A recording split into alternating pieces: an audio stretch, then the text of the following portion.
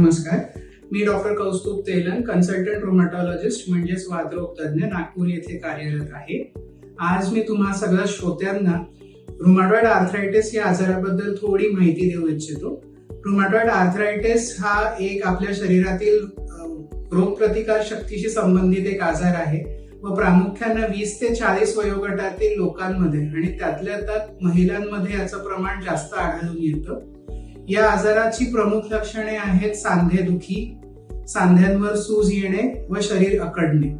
तुमच्या परिचितांमध्ये अथवा तुमच्या नातेवाईकांमध्ये कोणामध्येही जर काही लक्षणं असतील तर त्वरित एका रुमॅटॉलॉजिस्टशी संपर्क साधावा.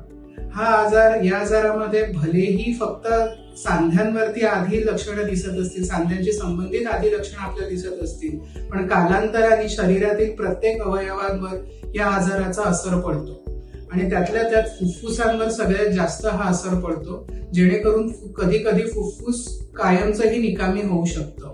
त्याला ILD असं म्हणतात. रुमॅटॉइड आर्थरायटिसमुळे गर्भधारणेमध्ये देखील बरेच प्रॉब्लेम्स दिसून येतात आणि त्वरित उपचाराने आपण या सगळ्या प्रॉब्लेम्स पासून सुटकारा मिळवू शकतो.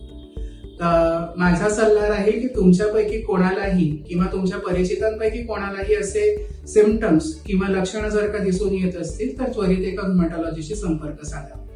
धन्यवाद.